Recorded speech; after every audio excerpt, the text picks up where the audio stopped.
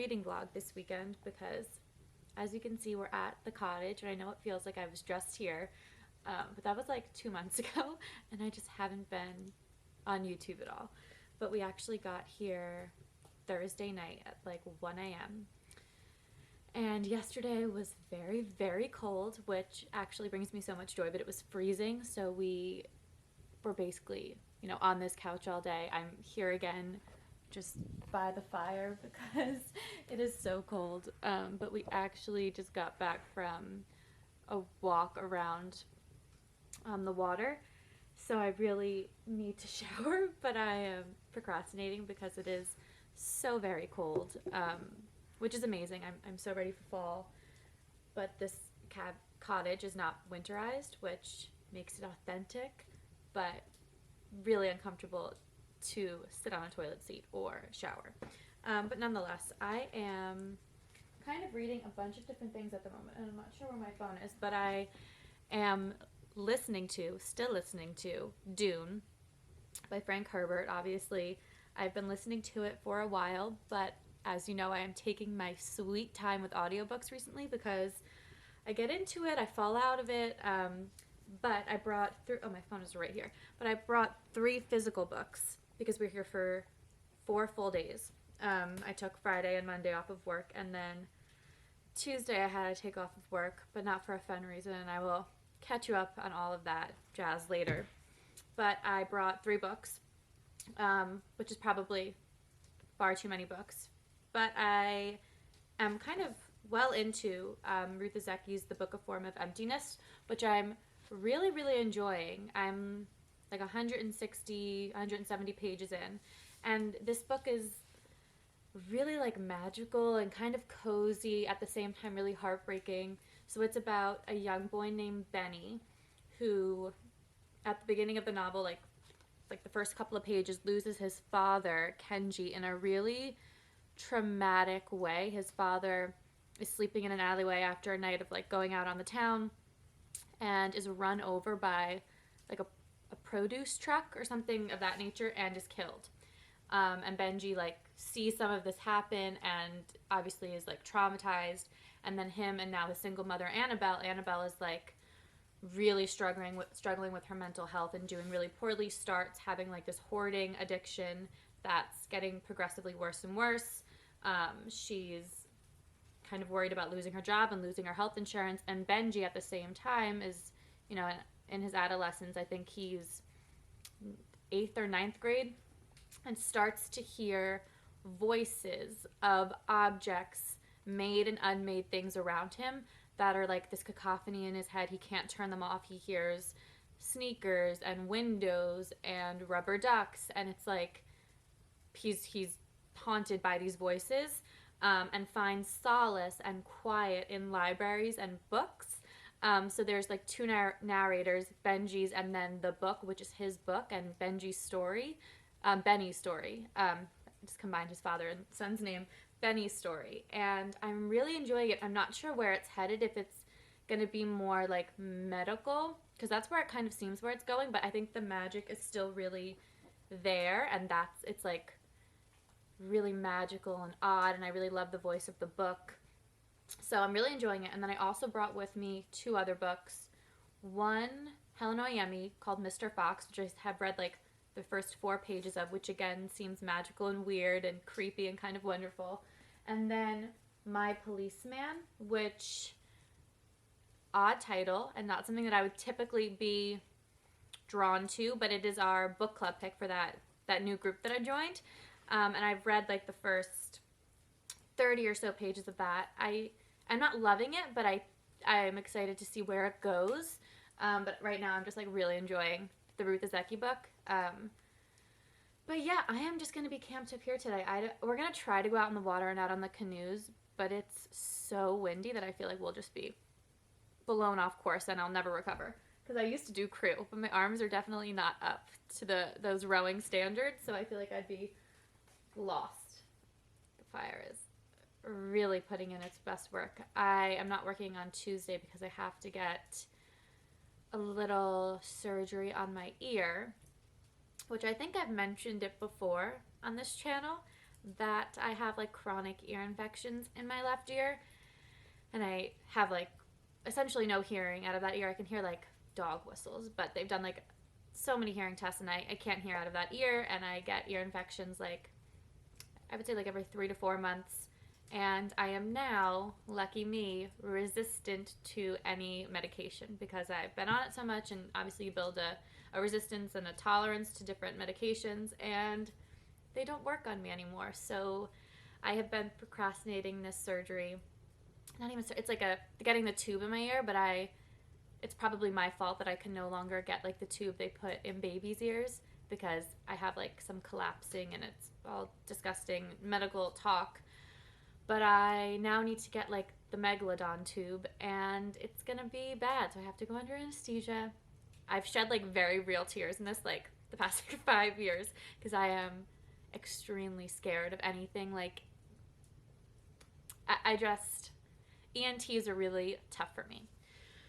So that is my Tuesday. That's what it's looking like. My procedure surgery is at like 8 a.m. and then I'll be home watching Gilmore Girls. I'm sure crying a whole hell of a lot. Like, I know myself, and I'm gonna be extremely annoying and need all the attention and pampering because I have procrastinated the surgery. Like, I'm not even kidding, probably 4 or 5 years, and that's why it's so bad. And like, I finally realized that I needed to get the surgery because my neck is very tight and I can't like turn it all the way, and I'm having migraines.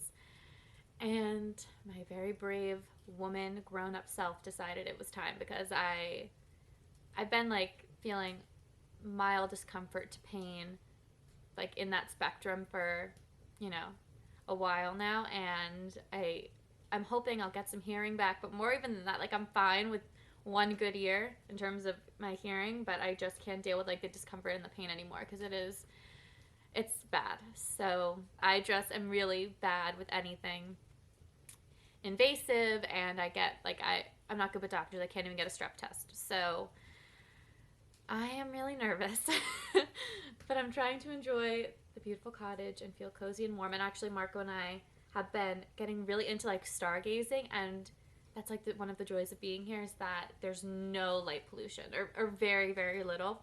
So we got amazing pictures because we figured out how to do it on this camera. Obviously, I use the camera for like vlogging, taking one-off pictures, but I'm not into cameras and high-tech stuff. I don't care. We were watching some YouTube videos, figured it out, and I've been getting really, really into stargazing, and maybe want to get a telescope for the next time, for all the times we come here. So that's been really fun. But yeah, I'm gonna go shower and brave the cold air and then get back on like 10 more layers. But that's me. Yeah, I really want to get back into vlogging, and I feel like this is the time to do it, where I have like consecutive days off. All I'm doing is reading, walking, laying out on the porch here.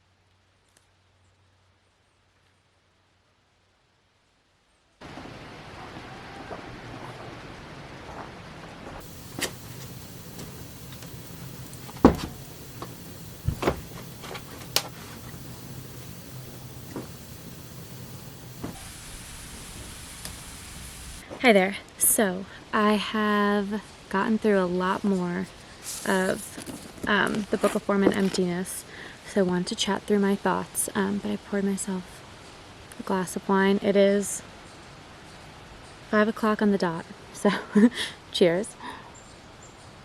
But we've just been relaxing today. We went out in the canoe, which I knew was going to be challenging because it's so windy, and it was definitely a workout to get back, but it was really beautiful. Great view of the mountain. The leaves are just starting to change, so there's like little pockets of red and orange, but it's still mostly green. But Riley's just wandering around at the water's edge, enjoying himself. And today we started the new show with Steve Carell called The Patient, where it's like Misery, and Steve Carell is a psychiatrist, and one of his patients, after seeing him for like a couple of months, it's not working. So he gets kidnapped and held prisoner by his patient. And they continue their sessions in this new circumstance. So it's not like scary, but it's definitely anxiety inducing. but they're like 30-minute episodes, so we watched 2. And it's like good. I have a hard time watching anything with Steve Carell that's not The Office, because I know like he's such a talented actor, but I just can't always take it seriously. But the Book of Form and Emptiness, I am probably over halfway through now, and I'm enjoying it. I think I enjoyed like the first 150 pages more so than like the last 150 pages I just read. But we are still following Benny, his mom Annabelle, the book, and within the book's chapters it's broken down by like the book's voice, then Benny's voice, or Benny's story, and then Annabelle's story, and then we have separate chapters that are just Benny himself speaking. And I'm liking it. So it is like magical and odd and a little bit uncanny, but it's also getting a little bit more clinical at the same time, and trying to find out what's mental illness and what is magic and imagination and childhood whimsy and wonder.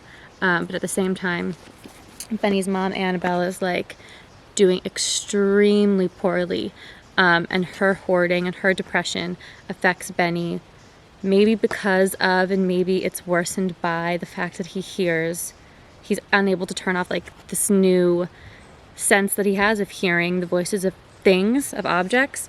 But more so even than like the magic of it, it's a lot of like commentary about our modern world, about like the illness of capitalism and this constant need to consume, because that's what's really driving Annabelle. Like this one object will make her feel whole again, and she's missing her husband, and she's like incredibly depressed, and their house is like descending into chaos and madness, and obviously Benny being there feels like he can't ever relax because of his ability to hear these voices.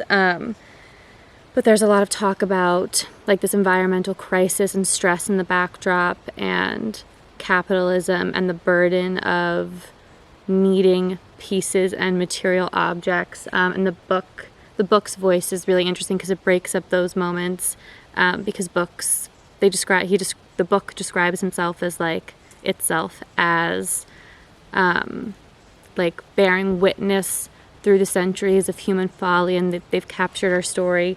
So they're the ones who are seeing it and witnessing it and keeping score. And now books themselves have fallen victim to humans who like placed great value in them at one point. But almost because Benny is finding solace in libraries and in books and stories, and he meets up with like a ragtag group of other misfits, that books are like the one thing to consume that isn't harmful, or like debilitating. I'm not sure like what the lesson is there. But I'm liking it. It's like an enjoyable, interesting read. And then the other 2 books I brought, like I said, My Policeman, which has quite the cover. And then Mr. Fox by Helen Oyeyemi, which I think I've read you the blurb of this one before. But I will do so again just in case I haven't.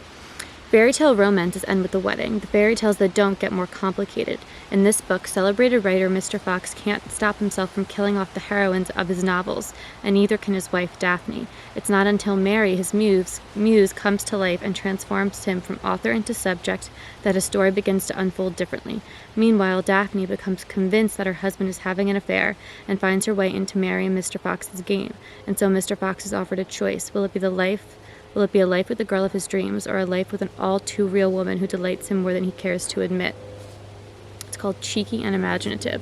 So, I mean, I'm excited to read anything else that's Oyeyemi. And then My Policeman, which I started. How many pages am I? I'm 46 pages in. So it is in 1915's Brighton that Marion first catches sight of Tom. He teaches her to swim, gently guiding her through the water in the shadow of the city's famous pier, and Marion is smitten, determined her love alone will be enough for both of them. A few years later, Tom meets Patrick, a curator at the Brighton Museum. Patrick is besotted and opened Tom's eyes to the glamorous, sophisticated new world of art, travel, and beauty. Tom is their policeman, and in this age it is safer for him to marry Marion and meet Patrick in secret. The 2 lovers must share him until one of them breaks and 3 lives are destroyed. So we will see. But at the start of the novel, these 3 people are like much older, and you can tell they have like decades of history and resentment and love built up between them. And one of them is ill or just had something scary happen, like a health issue. But we are introduced to Marion's voice, so we are reading from her, and I'm not sure if we will bounce around. But this is the book that won because this month's theme is books that have been or will be adapted into a movie or a TV show, and obviously this is being turned into a movie, I think, with Harry Styles. The other picks were like The Wonder, which I read and didn't really enjoy, but that's with Florence Pugh, and the show looks good. And there was a couple of other ones that I didn't really know. But yeah, we will see. We are making soup tonight and enjoying ourselves. I mean, there's not much to do here except read and canoe and go on really long walks, which is all I really care to do anyway, so it's perfect. If I could live here year-round, I might just do it. I know I live in the city and it's like a very different experience. Speaking of which, exciting news. We've renewed our lease for another year, which to me it's like so early to even be thinking of renewing, but that's how it works. And we were worried that they would raise our rent like an exorbitant amount, which didn't happen. So even though the apartment isn't perfect, we love the area. We do love our little cozy apartment. My one wish in life is that I was able to open my closet door all the way, but I can't because there's furniture. But other than that, we do really love it, and it's very special. And we don't want to be moving every single year for the next like 5 or so years, bouncing around to different apartments, so it all worked out. So I'm gonna sit here, maybe go out in the water one more time because now like, the water is so calm. Look. Oh, it's bright. Now it's so peaceful, but it was very windy today. We almost got lost at sea.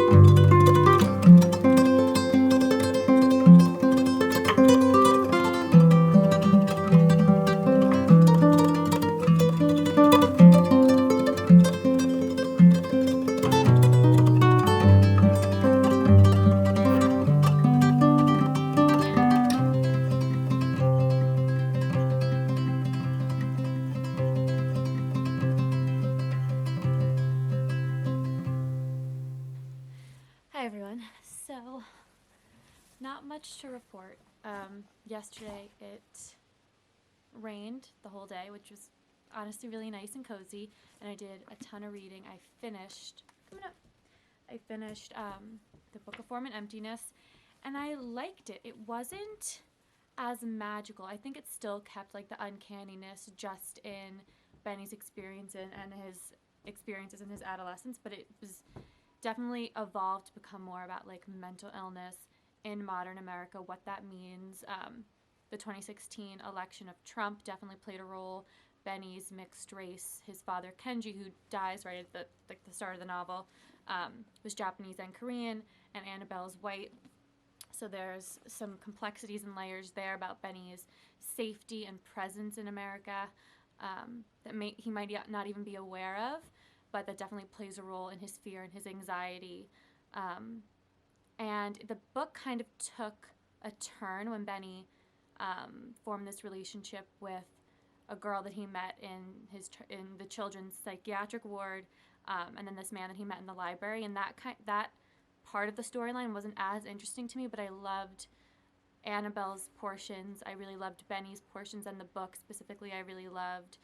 It talked a lot about, like I said, mental illness and how Annabelle and Benny are both dealing with the legacy of losing Kenji and the longevity and permanence of grief, and how that really affected both of them, and how they cling to one another, but their relationship is really challenging. Not the details of the relationship, but the complexities of it and how grief plays a role. It reminded me of Transcendent Kingdom and that mother-daughter relationship, because their relationship is really complicated. And it talks about how Annabelle is like trying to heal and work on herself and get better, and how that's really hard when there's so much else going on, and how do you focus on healing yourself when the world feels like it's falling apart. So I liked it. I kind of sped through it. It was super engaging.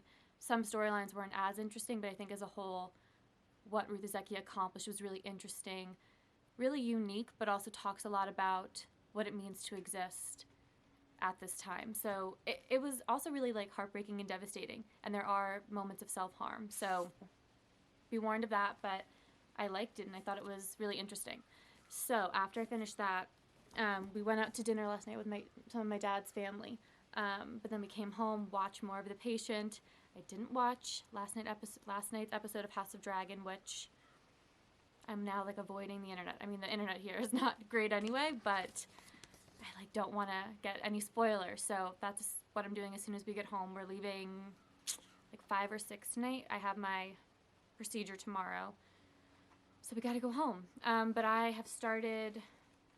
picked up my Policeman again, and it's fine. I feel like no strong feelings.